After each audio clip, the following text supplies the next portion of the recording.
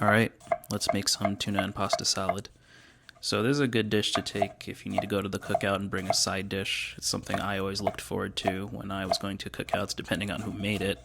But I'm gonna cut up some red onion, bell pepper, celery, as well as some dill. I'm going to season with mustard, lemon juice, salt, pepper, Old Bay, and garlic powder.